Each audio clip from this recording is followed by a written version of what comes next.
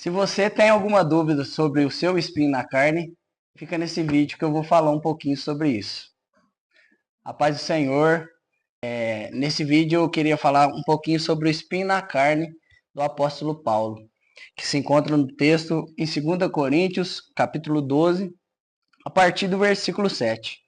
A expressão espinho na carne aparece quando o apóstolo Paulo diz: "E para que eu não me exaltasse pela excelência das revelações, me foi dado um espinho na carne, mensageiro de Satanás, para que me atormentasse."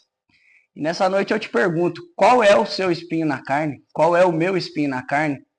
Porque para Deus o seu pecado tem nome. Mas talvez esse espinho na carne não queira te afastar de Deus, ele queira te trazer para perto, assim como foi com Paulo. O que era esse espinho na carne que o apóstolo Paulo tanto fala? A Bíblia ela não descreve exatamente qual era esse espinho na carne, nem relata o que diretamente era esse espinho na carne. Por isso, existem várias interpretações sobre esse espinho na carne. Sobre uma doença física, sobre ataques espirituais, sobre perseguições que ele poderia estar recebendo durante aquele tempo. Mas, segundo historiadores, poderia ser uma malária, que afetava um pouco a visão também de Paulo, algumas dores crônicas, mas nos dias de hoje podemos trazer o que é o nosso espinho na carne, o que nos afasta de Jesus, né?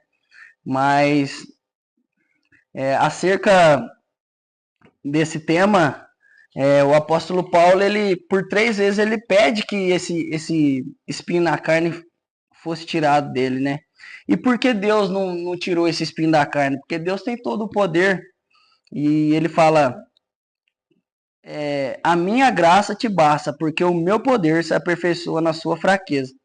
Ou seja, esse espinho na carne não veio para destruir Paulo, assim como o nosso espinho na carne não vem para nos destruir. Esse espinho na carne que nos assola, muitas das vezes, é para nos mantermos fiel, humilde diante do Senhor, sermos dependentes de Deus. Deus não remove o problema, mas nos dá a graça suficiente para poder suportar. A fraqueza de Paulo não se tornou um palco para a manifestação do poder de Cristo. E o que podemos aprender com isso? Está lá no versículo 10. Pelo que sinto prazer nas fraquezas, nas injúrias, nas necessidades, nas perseguições, nas angústias por amor de Cristo. Está aqui. Sinto prazer nas fraquezas, mas por amor de Cristo. Muitas das vezes as pessoas têm um pecadinho de estimação e esse pecado muitas das vezes não assola mais aquela pessoa, porque o amor de Cristo ali não se faz presente. Porém, se você tem esse pecado e tem lutado com isso, esse é o amor de Cristo. Cristo, para encerrar esse texto aqui, fala porque quando eu estou fraco, então estou forte.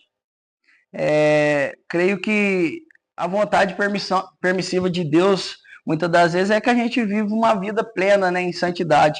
Porém, Deus ele nos dá a força do dia a dia de estar andando com a gente lado a lado. E o que podemos aprender sobre esse tema? Nem todo sofrimento é punição. Às vezes, algum sofrimento que você tem é propósito. Deus não usa a nossa dor para nos tornar mais fortes espiritualmente. Paulo declara nesse versículo, porque quando sou fraco, aí que estou forte. Muitas das vezes, quando a gente está fraco, a gente sente necessidade de buscar mais o Senhor. Isso daí não é comigo, não é com você, não é com ninguém, é com todo mundo. Quando a gente tem um momento de fragilidade, um momento de fraqueza, a gente se torna mais amigo de Deus. Muitas das vezes é pelo interesse, sim, a gente pensa que não, mas às vezes é assim. Mas o Espírito quer nos fazer mais fortes todos os dias. Essa ideia sugere que a verdadeira força não vem da ausência de fraqueza, mas sim do poder de Deus, se aperfeiçoando através da nossa fragilidade e dependência dele. Mesmo quando ele não remove o problema, Ele nos sustenta com a sua graça. A verdadeira força está em dizer como Paulo disse: quando estou fraco, então é que eu estou forte.